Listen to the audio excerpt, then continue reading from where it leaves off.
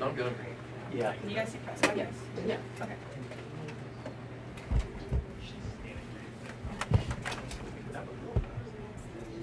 These photos of you across the window. Oh, wow. These are already. I wish I just across Printer was busy. Just put a bar. Yeah. You did. 11 by 14 is in and out.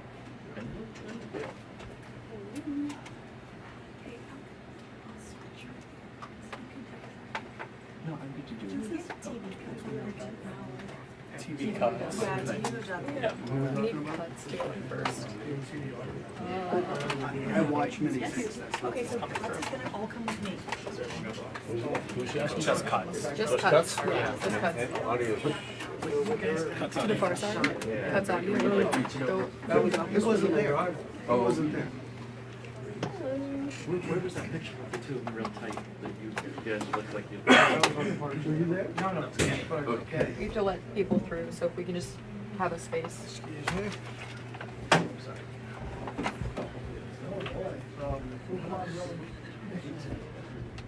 You got the right list? I think I did.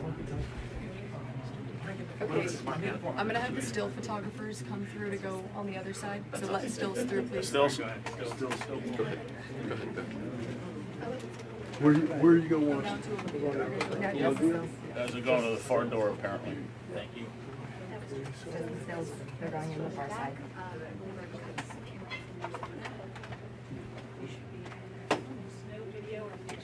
What was that? We're last. Right. I'll leave my space for you. You did, huh? I'll stay a little bit over to the side, so you should be fine. Are they across from each other, like VP and the Vice President across from each other? Right? President, Vice President across from each other? These two are across from each other? He's across from it, Allegedly. so we're behind him. We're behind what would be the Vice President. That's where he's. Allegedly, that's what I'm told, yeah. Okay. We'll find out. We are Haley Club. And it's on the right, though, right?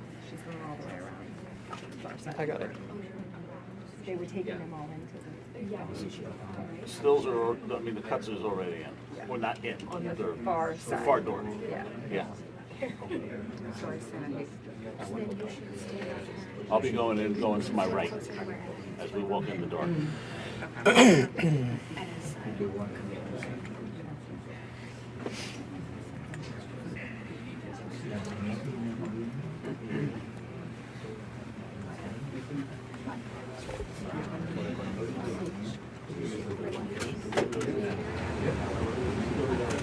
which side do you want? Which side of him do you want? Oh, it doesn't matter. Me. Work it out. Get in there.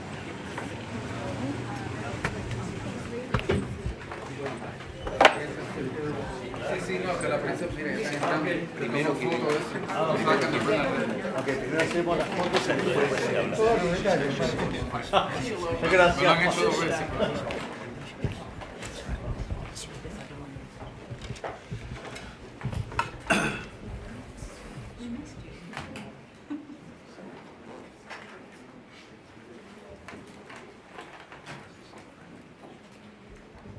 Well, thank you very much. It's a great honor to have the leader of Argentina, a place that I love, I've been to, and one of the most beautiful places in the world, President. I really want to thank you very much. He's MAGA all the way. It's Make Argentina Great Again. I heard about him when he was campaigning, and even before his campaign. He's a great economist, and he was saying a lot of very correct things, and he was very much in a conservative mode, and I heard all about you as you were running and even before you were running, because as a tremendously talented economist, you were getting a lot of good write-ups, and I appreciated that. But he was Make Argentina Great Again. It worked. I actually sent him some hats for his early part of the campaign, and then he called me. He wanted a lot more, and I said, "When does it stop? When will it stop?" And it stopped with him winning, and he's become very popular, and he's on the verge of a breakthrough. I think he's really on the verge of tremendous economic success, and I know that Scott Bessent is helping, and our great Scott is doing a job, and he feels very strongly about it. And Scott, do you want to say just a couple of words about that, please? Yes, sir. The president is fighting 100 years of bad economic history and policy, and is Both presidents. Both. We're fighting bad. I thought he was talking about the U.S. president when he said. And there's a midterm election coming up. We think he's going to do quite well, and then continue his reform agenda.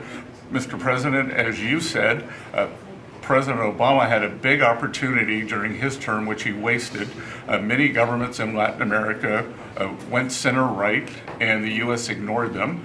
We are not going to ignore our allies. It is economic strength. We're using our economic strength to create peace, just as you've done all over the world.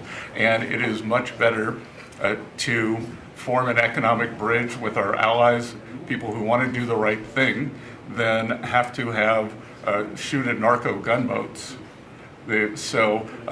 We think that this is an opportunity for the Argentinian people, and that President Milei is the one to do it. He's got a great cabinet, he's got a great team who we've worked with over the past weeks.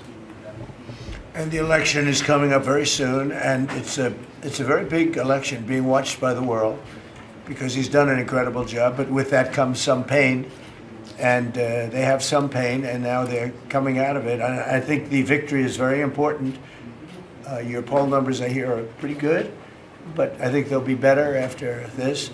And, you know, our approvals are somewhat subject to who wins the election, because if a socialist, or in the case of New York City, a communist wins, you feel a lot differently about making an investment. I think, Scott, you'd feel that if somebody that had no chance, in other words, if somebody wins and has no chance of ever having a great economy because of that philosophy, you would put a halt to what we're doing. Yes, sir, and we're confident that President Milei is going to do well. We've been criticized by a couple of American Peronists, like Senator Warren. And you know, she and that's a compliment. Yeah. She has no idea what she's doing. She's a nasty, horrible senator. Go ahead. Other than that, I like her very much. Yes, and she and her protege in New York, Mandame, who I don't even think he's a Peronist. I think he's more the communist Chavismo. So we stand with the president and what he stands for, and the hope for the Argentinian people. And President Trump, just like you, he carries the young people. So it's hope for the future. The Argentines have made the decision to shake off 100 years of bad policy. They went from one of the richest countries in the world to a ton of debt. And I think that with the bridge the U.S. is giving them and the strong policies, that Argentina can be great again. Thank you very much. Please, go ahead, please. Muchísimas gracias por esta recepción. Me siento muy honrado, muy especialmente en este momento en el que, digamos, gracias al gran liderazgo suyo, presidente Trump, ha logrado la paz en Medio Oriente. No solo este gran logro que ha sido alcanzar la paz en Medio Oriente, sino lograr el retorno de los 20 rehenes vivos. Además, quiero también felicitar por esa labor y por entender, digamos, la amenaza que es el socialismo del siglo XXI en todo el mundo, y en especial en América Latina, la labor de Marco Rubio. Y también quiero agradecer profundamente el enorme trabajo que ha hecho el secretario Besen, digamos, para ayudar a superar este problema de iliquidez que tenía Argentina como consecuencia, digamos, de los ataques políticos que hemos sufrido por nuestros opositores que no quieren que Argentina vuelva a abrazar las ideas de la libertad y que quieran volver a abrazar ideas perimidas, fracasadas, que en el fondo no son ni más ni menos que caminos que conducen al socialismo. Así es que, en primer lugar, muchas gracias por recibirme, muchas gracias por lo que están haciendo por el mundo libre y muchas gracias al secretario Bessel por la enorme tarea que ha llevado a cabo y que, digamos, nos permite tener una ruta para poder transitar tranquilos y hacer lo que los argentinos de bien necesitan, y que creo que va a ser un buen caso para mostrar al mundo que las ideas de la libertad funcionan y generan prosperidad. Muchísimas gracias. Thank you. Thank you very much. Do we have a interpreter that wants to, you all either have that, has everyone understood? Because I think you made a very important, profound statement, actually. But we could have it interpreted if you want. Does anybody want it interpreted? Would you like that? Would you like it? Can the interpreter speak what, we have somebody set up for that? You want? It's actually simultaneous, so if the President would like to repeat his statement, we can do it. No, that's okay. Don't worry about it. We'll leave it that way. So it's an honor to have you here. And I just want to tell you that your career has been an amazing one, and it's going to continue with the election. You're going to win the election. We're going to endorse you. I'm going to endorse you today. Fully endorse you. And, you know, people in Argentina like me. A lot of people like me.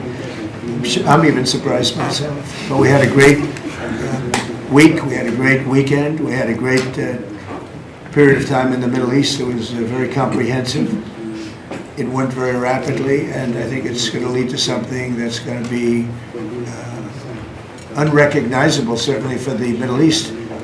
What's taken place in the last few days, people can't believe it. I've never seen anything like it. I've never seen the love and the spirit. And I've done a lot of things. I've done a lot of deals. I've done a lot of political deals where countries come into line or whatever. But I've never seen anything like this, the level of love.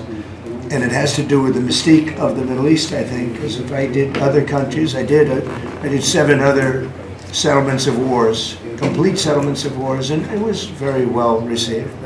But this is something I've never seen anything like it. The media covered it very fairly, and even the fake news, of which we have a lot, they actually covered it fairly for a change. And I appreciated that. We have to get back to that. It's so important. But I just want to say it's a pleasure to be with you, and we're going to have lunch, and we'll take a couple of questions from the news, and I'm sure they'll be extremely non-hostile and friendly. Like JD went through a very friendly interview with George Slobodanopoulos, who was nice enough to pay me $16 million the last time we came. He had to pay $16 million to me, which was good. It was worth having somebody lie. If you get $16 million, that's good. But JD had a very nasty person interviewing him, and we can't let that happen. Just as inappropriate to cut off a highly respected vice president of the United States mid-sentence. I guess it's one way to win an argument. That was the only way he was going to win the argument. So it was pretty inappropriate. I want to tell you that. So thank you very much. Do you have something there? Yes. Oh, good. Thank you. Sí. Quería darle. Okay.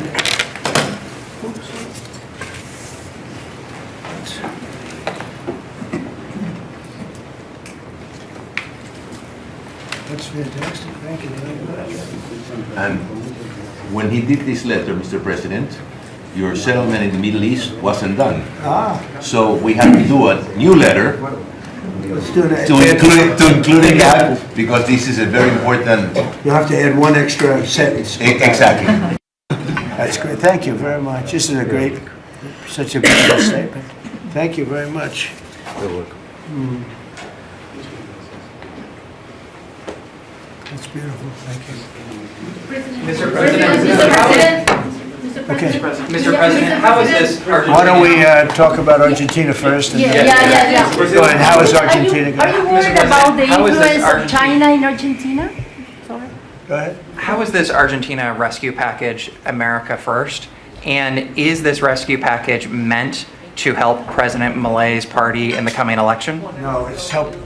It's really meant to help a good financial philosophy where Argentina can, after 20 years of disaster, because it was very successful at one point, and it can be again, like Venezuela. Venezuela was very, very successful, and now it's a dictatorship. So when we can help our neighbors, we're making tremendous progress in South America. South America, Marco was telling me, he's like our great expert here, he really knows it. You were telling me that so many of the countries are coming our way. And we had, a few years ago, when I just came back, so I've been here now almost 9 months, but when I just came in, I was amazed to see how poorly we've done. We lost so many, and one of them was Argentina, would be lost if he wasn't there. And I think he will be there because the people recognize he's done an amazing job. He took over a real mess. So did I take over a mess. I took over a mess by, the Biden group. And Obama he started it, I'll tell you. Barack Hussein Obama started it. Could you give a couple of words on South America? You were telling me so well yesterday how well we're doing. Go ahead. Well, first of all, we have now 8 or 9, 10 countries, Argentina being foremost among them, that have aligned with the United States on issue after issue in international community events all over the world. They're, in fact, these great allies like Argentina, but I can go into others, Costa Rica, I don't want to leave anybody out, El Salvador, but I think one of the more promising developments is later this month there'll be an election in Bolivia after 25, 30 years of anti-American hostile government. Both of the candidates running in that election, in the runoff election, want strong and better relations with the United States. There's another transformative opportunity there. But so I think this is important. This is our hemisphere. It's where we live. And having strong neighbors such as this. And great progress has been made, really. And we'll make more. Absolutely. Over the last 9 months. Really over the last 9 months. Yeah, please. Mr. President, from Argentina, Buenos Aires, do you imagine soon a free trade agreement with Argentina? Could it be possible soon? Yeah, it will be. Well, we're going to discuss some of it today. But no, we want to help Argentina. And we want to always help ourselves. But we want to help Argentina. And one of the ways we can do it, they have great product.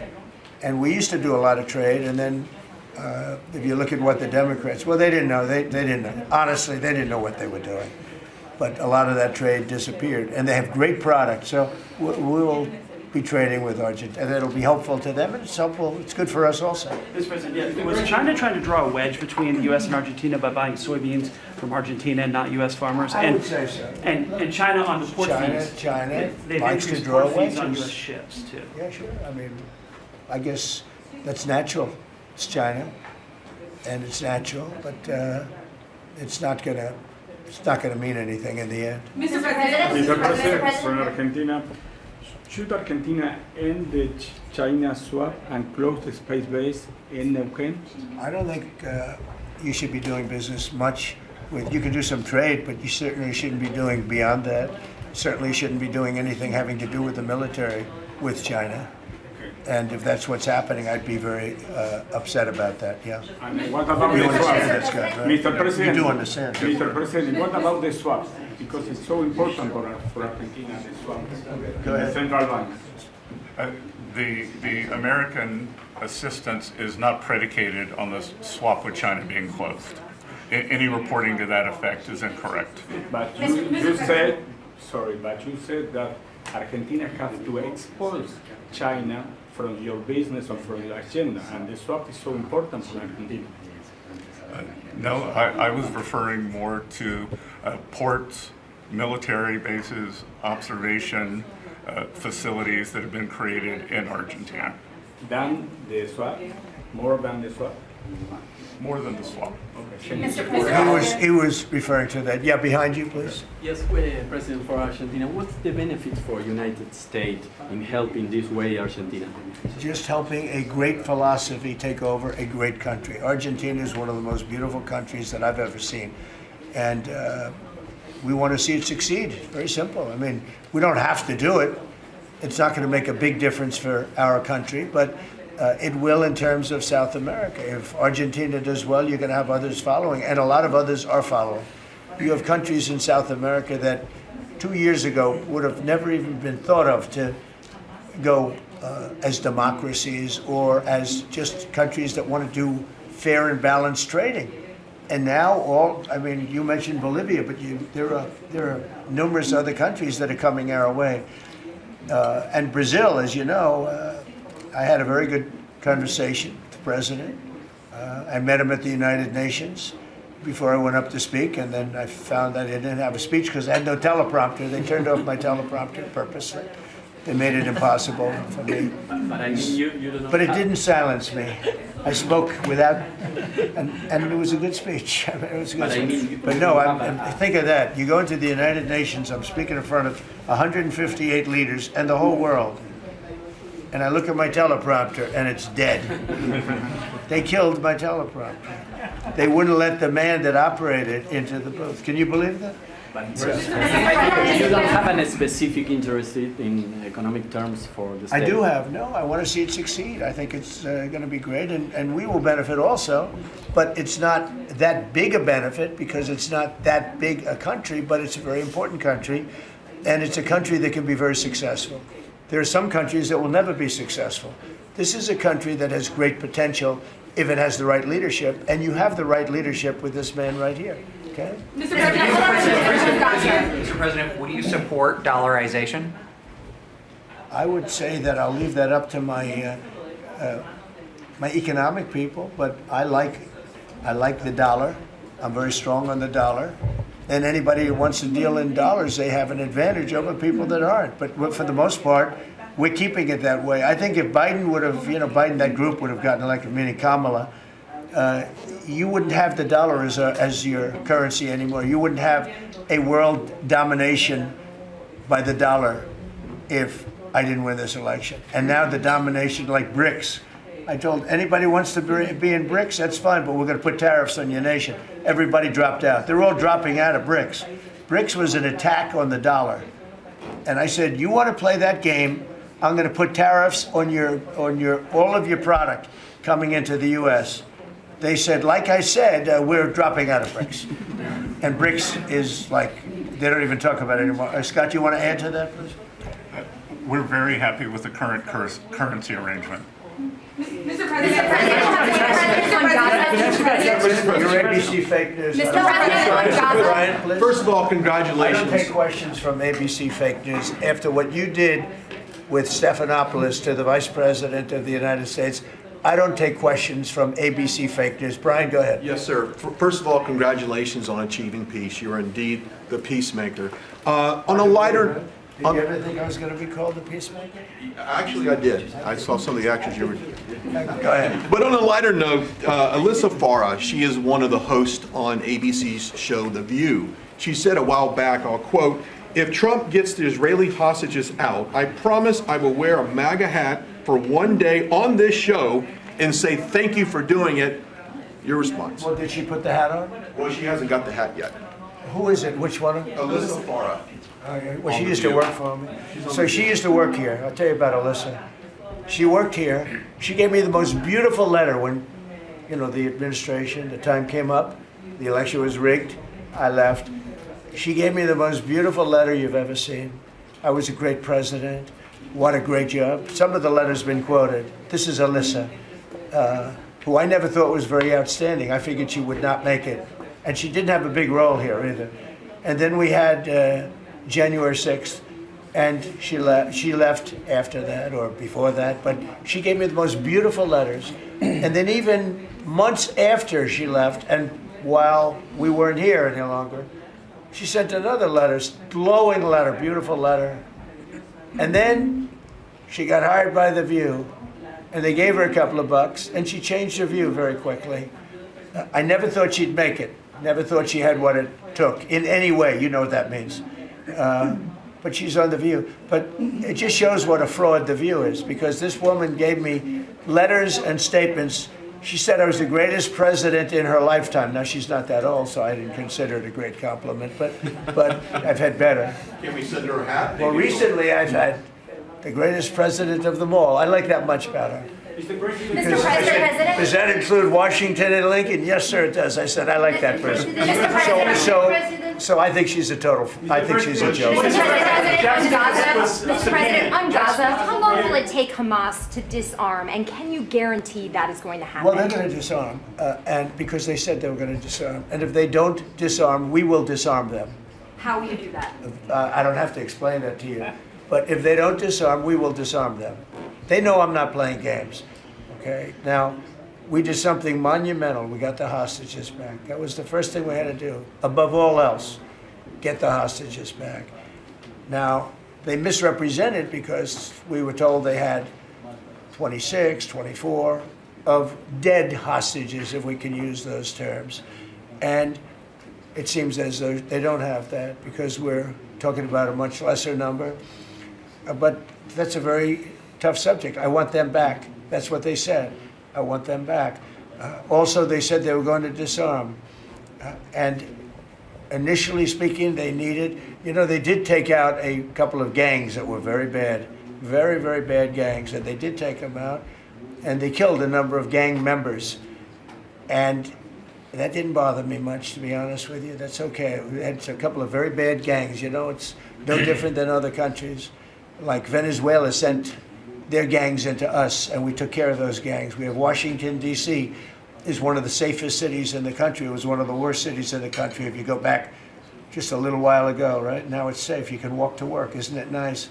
But we have told them we want to disarm, and they will disarm. And if they don't disarm, we will disarm them. And it'll happen quickly and perhaps violently. But they will disarm. Do you understand me? Yes. You say because quickly. everyone says, oh, well, they won't disarm. They will disarm. And I spoke to Hamas, and I said, you're going to disarm, right? Yes, sir, we're going to disarm. That's what they told me. They will disarm, or we will disarm them. Got it? Okay. What is the deadline you're going to put on that? You say quickly, sir. Sir, you say quickly, but what is the deadline you're going to put on that before you take action? A reasonable period of time, pretty quickly. A reasonable period of time. Congratulations on the peace you achieved in the Middle East, first Thank of you all. very much. And my question is regarding Argentina. Does continue... Are you from Argentina? I'm from Argentina, yes. I like the Argentina. I like them much better than ABC. Than ABC fake news. Me too, sir. Yes, go ahead. Does continued U.S. support for Argentina depend on the results of the upcoming legislative elections and the ability of the government to pass long-lasting reforms through Congress? Well, I think if they don't do that, we're not going to be around very long. Scott, can you handle that one, please? We're confident that the president's party will and the coalition will do well in the election, and this aid is predicated on robust policies, and going back to the failed Peronist policies would cause a U.S. rethink. Thank you very much. It's a great question. It's a little like New York. You're reading in Argentina about New York. We have a problem. We have a communist who's 33 years old, doesn't know a damn thing. Practically, he's never worked a day in his life. And he sort of caught on, right? And I'm not going to send a lot of money to New York. I don't have to. The money comes all through the White House. And if they're going to be sending us stupid policies, communist policies, which is proven for thousands of years doesn't work. We don't have to prove it again. We're not going to ruin one of our great cities because we'll make that great. We will clean up the crime in about 30 days. It took 12 days to do Washington, D.C., so New York is bigger. And Chicago, we've already made a lot of progress despite fighting from the government, but Chicago's doing great. Memphis is doing really great. We have great support there from the political leaders. They said, please come in and clean up crime. And we love it. We've in 1 week, Memphis is so good. It's so much better. We'll have it within a month. We'll have that into a safe city again. And all of these cities, we want to clean them up. We don't like that opposition. But if somebody's going to be a communist mayor of New York, it's a fluke if he gets in. There are a lot of failed people that he's running against. We have failed, you have inferior candidates or something, because it's impossible to think that New York City can have a communist mayor. He's a communist. He's not a socialist, by the way. There's a big difference. He's a communist. He's down and dirty. He's a communist. He hates police. He wants to get rid of all police. How can a policeman? He hates Jewish people, and yet he's got Jewish people supporting. He hates Jewish people. So it comes through the White House. The funding for New York and for every place comes through the White House. And I'm very generous, and I was always very generous with New York, even when you had opposition there, but I was always very generous. But I wouldn't be generous to a communist, a guy that's going to take the money and throw it out the window, because you're talking about hundreds of billions of dollars. And we're not going to let somebody get into office and squander the taxpayer money from this country. We're not going to let it happen. So it's a little bit like that with, if you take a look at Argentina, if the president doesn't win, I know the person that he'd be running against, I believe, probably.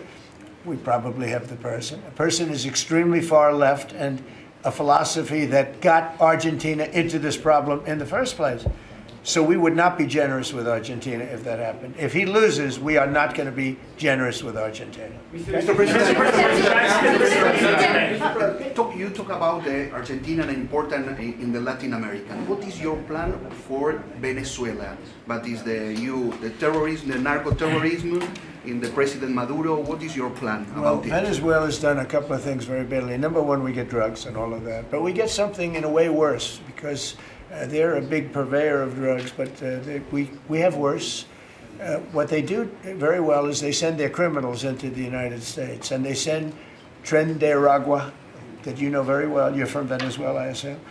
And they send them in by the thousands, literally. And these are the worst of all. And they empty their prisons into the United States.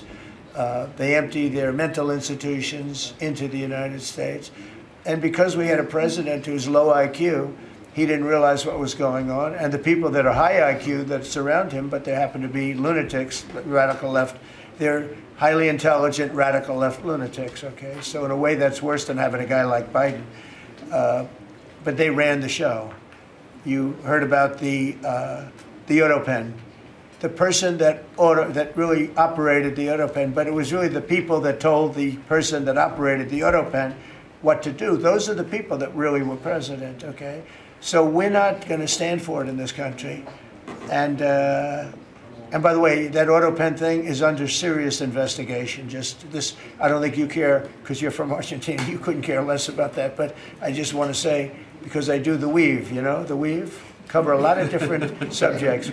But the people that are involved in that AutoPen scam, because he barely signed anything. I mean, this guy, I don't know how you can be president. He barely signed it. But the only thing we can find for sure is that he signed Hunter's pardon, his pardon.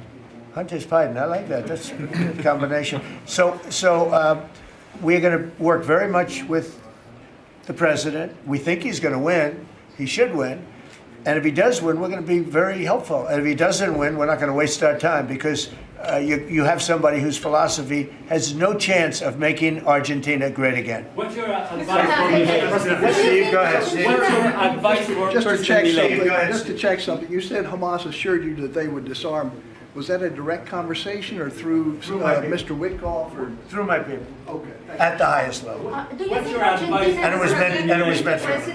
What's your advice for President Milei and Argentina?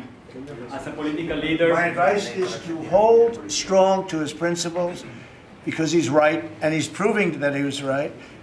He's got one problem. He's got people that are giving him tremendously bad press, even though they know it's wrong.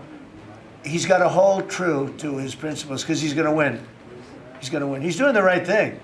Everybody knows he's doing the right thing, but you have a radical left sick culture that's a very dangerous group of people, and they're trying to make him look bad.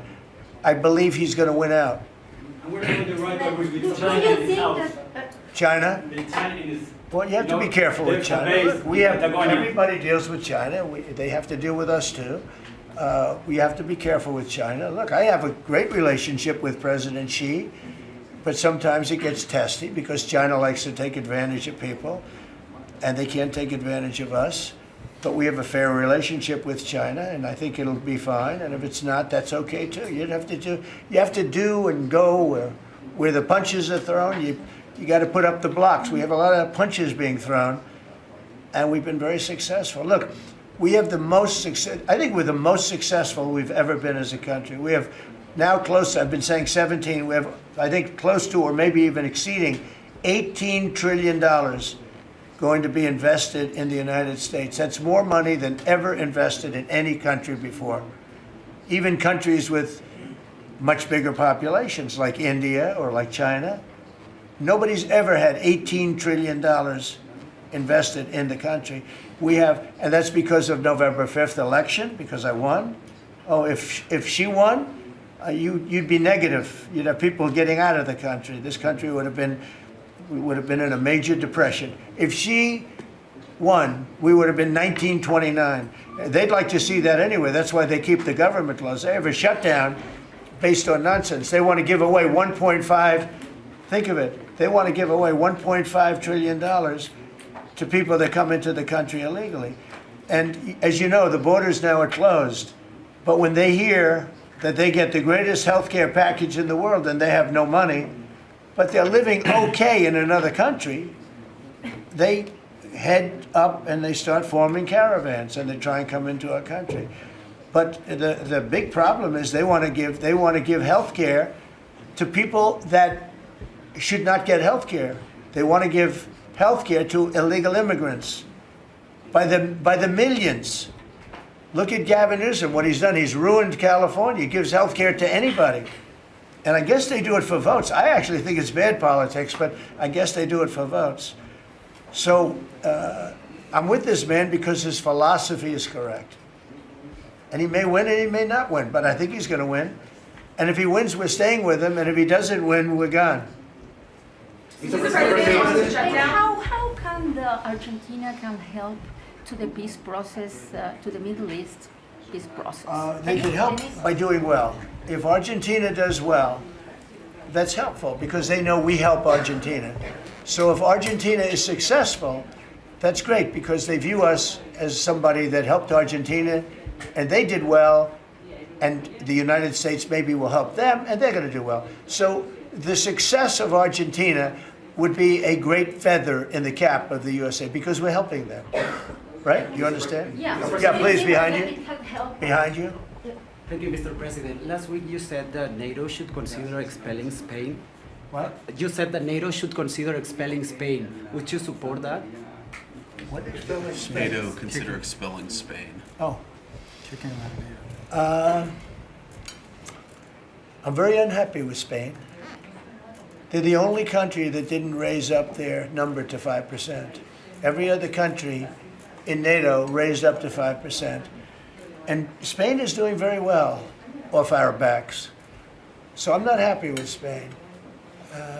Spain gets protection, and they know, look, they're sort of in the semi-middle of it, so they're going to get protected automatically. Even if you don't want to protect them, you're protecting them because of the way they're located.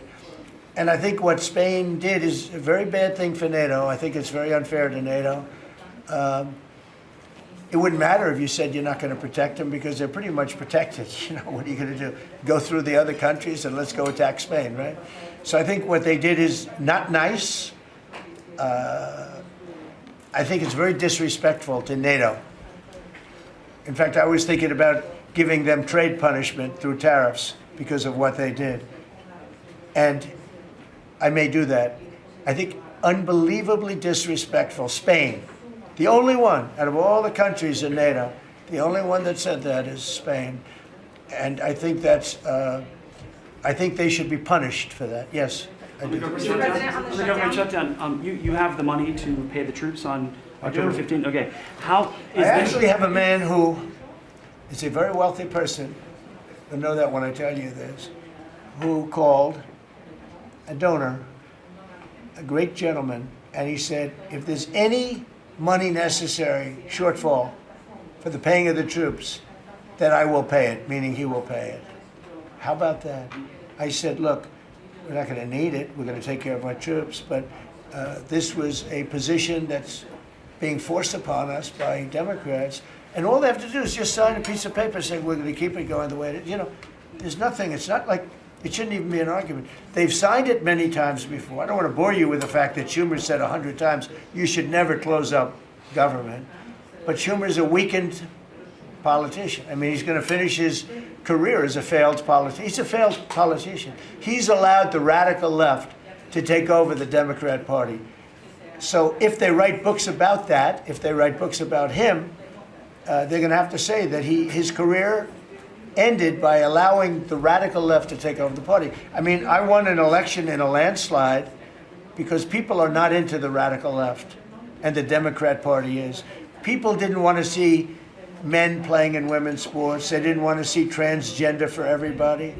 They didn't want to see all of the different things that they do that's so crazy. Open borders. I mean, the The worst thing that he did to us, it's not inflation, because we fixed inflation. Prices are way down. I don't know if you saw that gasoline went to 58 just now. Did you see what's going on with gasoline? We track that. No, $58 a barrel. Yeah, we track that. Nobody can believe it.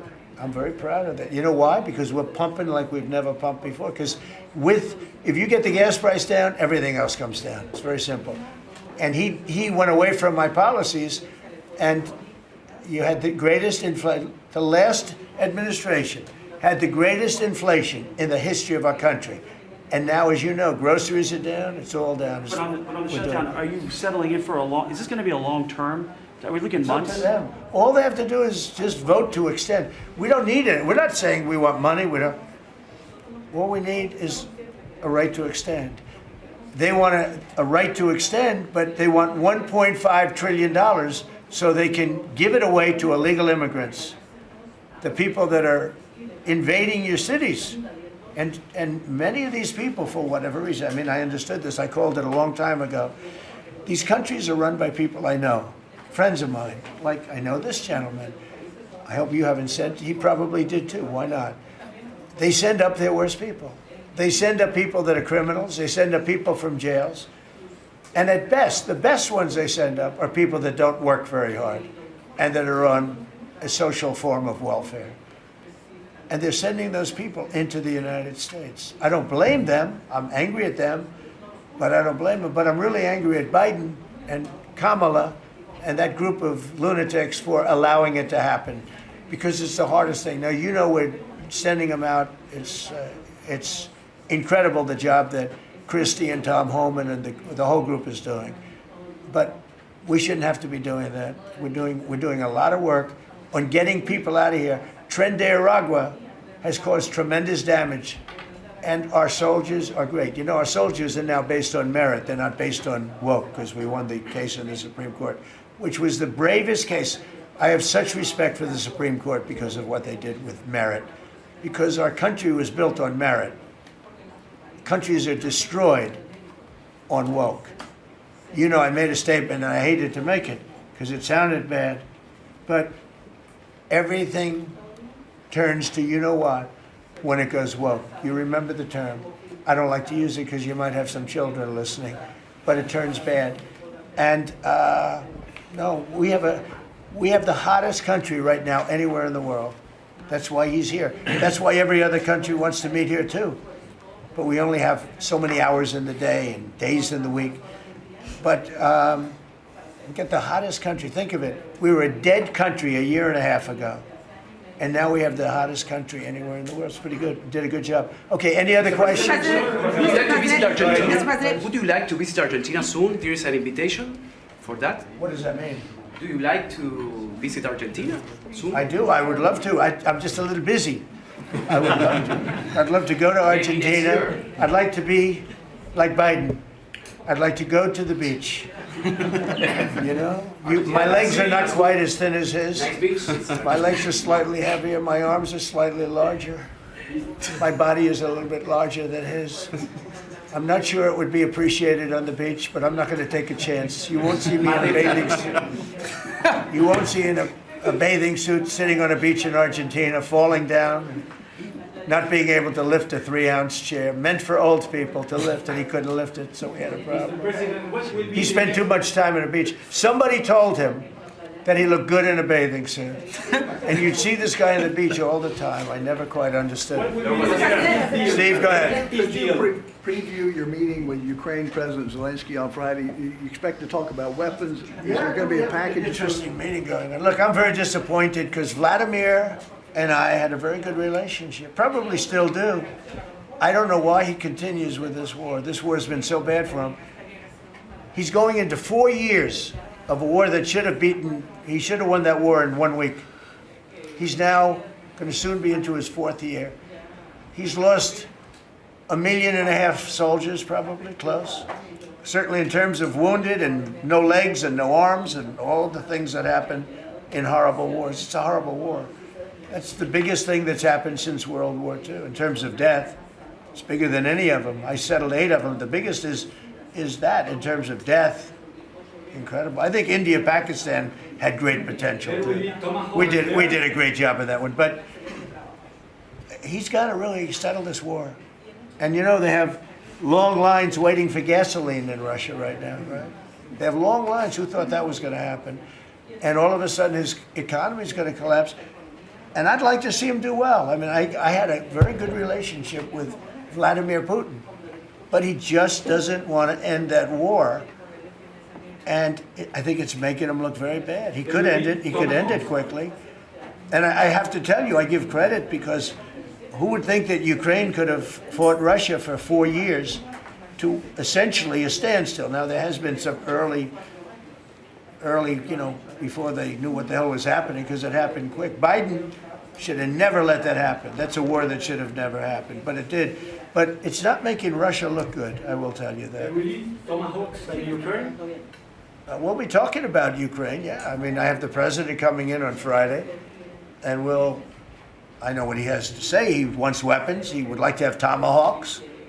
Everyone else wants tomahawks. And we have a lot of tomahawks. Tomahawk is a... Do you need any tomahawks in Argentina? You can cross Moscow, tomahawks. You need them for your opposition, I guess, because see, in this country, they'd use tomahawks for the opposition. I don't do that. I'm much nicer. The Democrats would use them if they had the chance. They're sick people. Go ahead. President Milei, are you worried that this plan with Argentina can fail? Anything can fail. Anything can fail. You never know. That's why I say Putin should do something about the war, because so far, I mean, it's turned out to be very bad for him. But anything can, so this plan can fail, sure it can fail, but it's got a better chance, I would say, Scott, it's got a better chance of success than failure. And if it's successful, it's an unbelievable success. It can transform your country into greatness. It's got a great chance. We'd like to give it a chance. Anything can fail, but we'd like to give it a chance. And we think, because he's made so much progress. I mean, the work that he's done over the last 4 years is incredible. And it would be a shame to lose that progress. He's very close to having a big success. Mr. President, will you consider removing new restrictions on the press that report at the Pentagon? And have you spoken to Secretary Hegseth about this? I have, yeah. Well, he's finding, I think I can speak for him. I'll let him speak for himself, but I think he finds the press to be very disruptive in terms of world peace and maybe security for our nation. Press is very dishonest. Not you, but the press is very dishonest. Do you have something to say? Well, I very much appreciate the question, because it was interesting to watch. We had a chance to go along on the historic trip of Middle East peace, which our generation of veterans never dreamed would be possible. So you would think that the Pentagon press corps, of all press corps, would be front and center across the board on wanting to give credit to the president for forging this kind of peace, and instead what they want to talk about is a policy about them, which simply says maybe the policy should look like the White House or other military installations, where you have to wear a badge that identifies that you're press, or you can't just roam anywhere you want. It used to be, Mr. President, the press could go anywhere, pretty much anywhere in the Pentagon, the most classified area in the world. Or also that if they sign on to the credentialing, they're not going to try to get soldiers to break the law by giving them classified information. So it's common sense stuff, Mr. President. We're trying to make sure national security is respected, and we're proud of the policy. You know, we have an option here. As you know, the press years ago moved into the White House. It used to be across the street. We could move them. You're lucky I'm president, because we could move them very easily across the street. They used to be there. They would have more room. We have a beautiful, nice space. You can sit all by yourselves and have fun. Instead, you walk around the White House talking to anybody that can breathe. And, you know, but I find that when it comes to war, and now our great Department of War, we have some great people over there, I think it's it bothers me to have soldiers and even, you know, high-ranking generals walking around with you guys on their sleeve, asking them, because they can make a mistake, and a mistake can be tragic. They can do it innocently, too. They can, you know, and they're not press people. They don't really deal with the press, so they're not really necessarily good at it, although I think it's mostly instinctual one way or the other. You're either good at things or you're not. But I could see you being bothered by that. So you have them in an area, and you treat them fairly, but they're not allowed to go into Much like the somebody's office and sit with them for 10 hours. Yes, sir. Yeah, I can understand. Mr. President, Boston Sorry? had some street takeovers that we saw. Are you going to work with or try and work with the mayor of Boston? And then they have a World Cup. They have several World Cup games. I know Argentina knows about World Cups. They have several World Cup games. Could those games move to cities that do work with you? Like We could take them Washington, away. I love the people of Boston. I know the games are sold out, but your mayor is not good. They're worse than her. At least she's intelligent. You know, some are extremely low IQ. Those bother me more. She's intelligent, but she's radical left. And they're taking over parts of Boston. That's a pretty big statement, right? We could get them back in about 2 seconds. All she has to do is call us. We'll go in and take them back. But she's afraid to because she thinks it's bad politically. She could take them back, too. The Boston police are great. I mean, I know them. They love me. She'll never tell them to go after Trump because they love me and I love them. And I got a tremendous police vote and military vote, you know, and fireman vote, all of them. No, I think she is hurting Boston. The answer is yes. If somebody is doing a bad job, and if I feel there's unsafe conditions, I would call Johnny, the head of FIFA, who's phenomenal, and I would say, let's move it to another location. And he would do that. He wouldn't love to do it, but he'd do it. Very easily he'd do it. And this is the right time to do it. If I thought Boston was doing something that was going to cause safety conditions for the World Cup, I could say the same thing for the Olympics, because we have events that are in different locations for the Olympics. It's based in LA. If I thought LA was not going to be prepared properly, I would move it to another location if I had to. On that one, I'd probably have to get a different kind of a permission, but we would do that. Gavin Newsom, he's got to get his act together, because had we not gone in at the beginning of my term, had we not gone in with a very strong, powerful force, they would have lost LA. Now, you already lost 25,000 houses to fires. You got a big scar right in the middle of the city, and that should have never happened, because they should have had the water flowing in from the Pacific Northwest. All they had to do is open up the valves. He didn't want to do it. And he didn't want to do it, he says for environmental reasons. I don't believe that, but for some reason he didn't want to do it. Lost 25,000. You had no water in the fire pumps. You had no water in the sprinkler systems in the ceilings. There were no houses. Normally the things would go in you might not have lost 2 houses. So if he doesn't play ball, we're going to have to be very tough with him. He's done a bad job. Just to finish off on that, so when we went in, we did a phenomenal job. We went in with great force, and that was the end of it. We put it out. We extinguished that fire, which was agitation, and it was a very dangerous position to be in. And we went in and did a great job. But the chief, said we could have never done this without President Trump and without the federal government coming in. Okay, that was it. He said that. Now, 2 or 3 weeks later, he said, oh, we could have done it, but he knows he couldn't. The city was going to be taken over if I didn't go in. And you have to remember that. Los Angeles was going to be taken over. And we have it, where the chief said it, I believe numerous times, but that was as it was happening. That was a rough one. That was nasty. And if we saw a situation like that, yeah, we'd be forced to make a move. Boston better clean up their act. That's all I can say. Go ahead. One more question. Mr. President. Yeah, please. Do you feel any urgency to end the shutdown in the next week, 2 weeks, or would you be fine if this stretches into November and then toward the holidays with folks not getting paid? Well, shutdown, we've had many, many shutdowns, and this is a shutdown that shouldn't have happened. A group of people brilliantly decided to make it after the election. I said, thank you very much. In other words, give it to Trump instead of Biden. So it shouldn't happen. And likewise, debt ceiling shouldn't have. But the great big, beautiful bill solved the debt ceiling problem for Is there a point where you would reach out to all parties? Here's what's happening in the shutdown, though. Honestly, can I put it in plain words for you?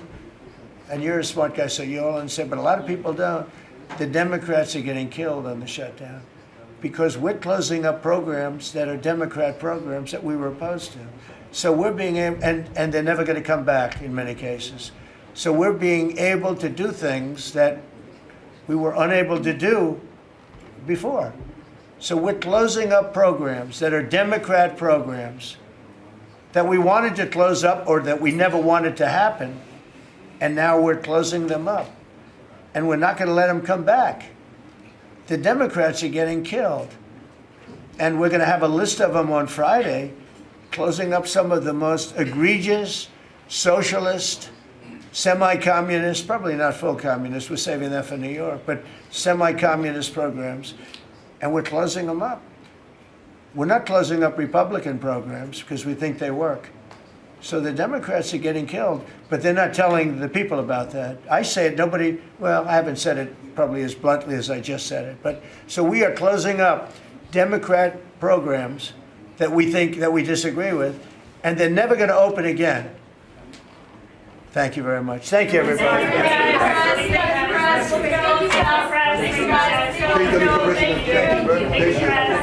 Thank you. Thanks, guys. Right here. Let's go. As China deepens its presence in Latin America, what role do you see for the U.S.? I just like to watch you talk. Sorry. No? Okay. Good job. Okay, thank you. Good job. Thank you, darling.